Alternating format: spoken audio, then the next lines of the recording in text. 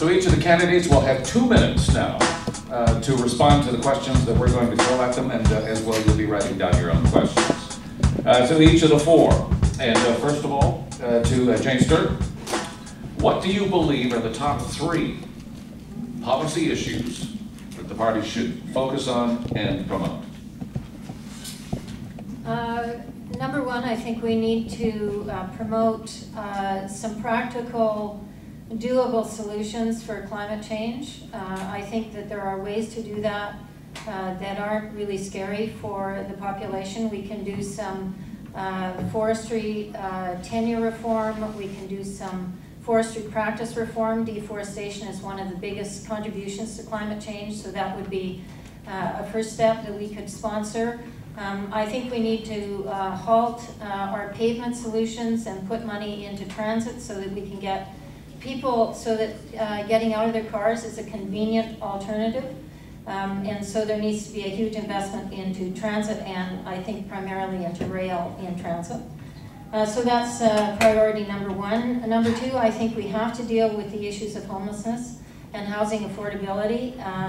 Victoria's gone from 750 to over 1,000 homeless people in a 2-year period, and that's happening in every community. We need to find a solution. We need to put money into that. I think we could do that through tax shifting the tax that's on the sale of new houses.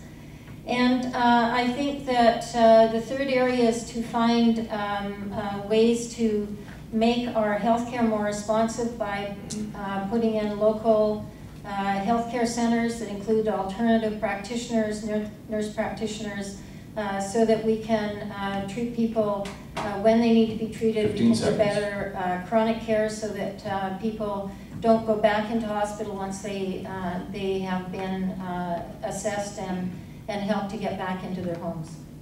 Thank you.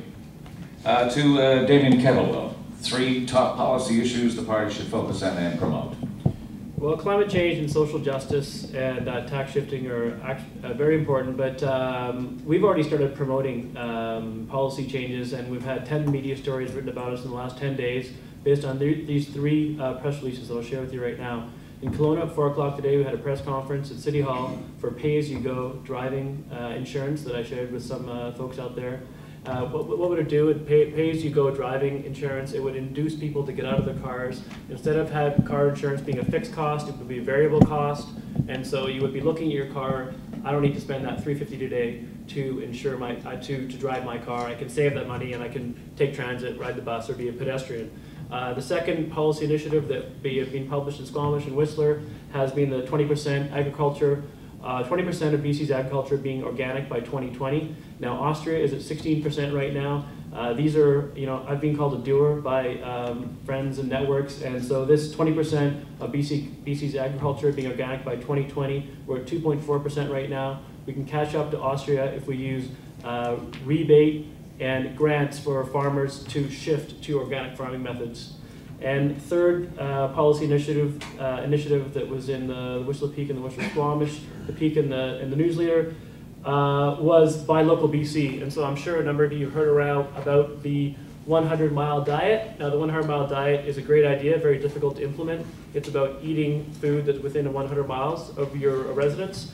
And so Buy Local BC would be, it's a branding sticker program that would go on your vegetables and fruits. So when you go to the grocery store, you would see Buy Local Kelowna. So you're knowing that this is coming from Kelowna. This is so you'd be more induced to buying this instead of buying something from Oregon. So these are the 3 initiatives that we've already taken initiative on, and we're helping the party get to that 16% support where we are at right now.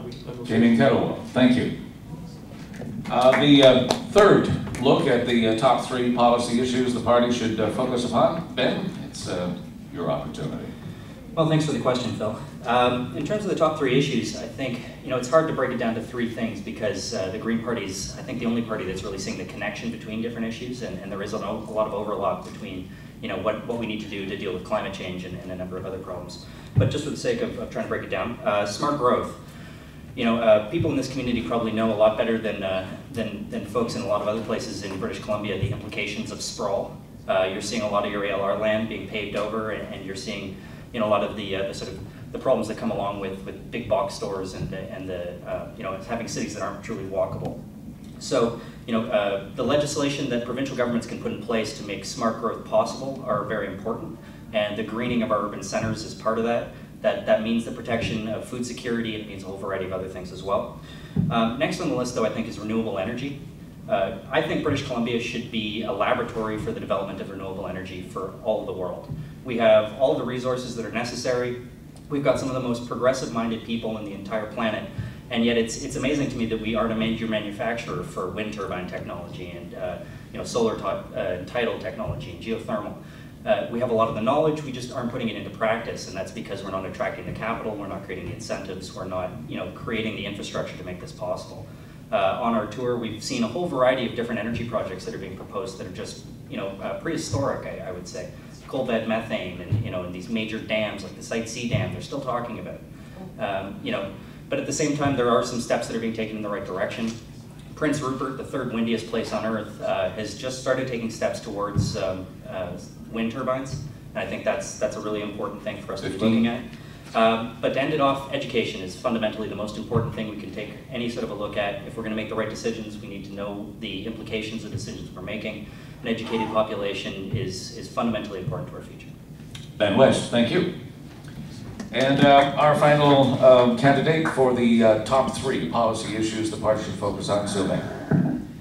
Oh, would you pass me my politically correct thermos, please?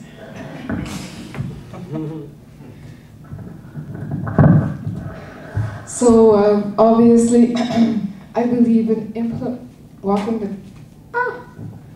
the talk. And one thing that's very important is making sure that the solutions that are available out there to a myriad of problems are well known and not just publicized in good little pamphlets like this, which, by the way, I've all implemented except for the pink stuff that I superseded in. So we got to walk the talk, and what we need is we need the information of things that have already happened to be available to empower people, to prevent reinventing the wheel. And I would say the web is a really good place to start. I think Green parties, being so well connected, being globally connected, can profit from each other's knowledge and experience as long as they make it available to each other and the rest of the world. That's something that isn't happening yet, and that's where I would put some of our money, is actually publicizing all those wonderful green, truly green solutions. And also other solutions that are initiated by other people. On this trip, I came across 2 pages worth that I just wrote down of stuff that is already happening that people don't know in communities right across from each other.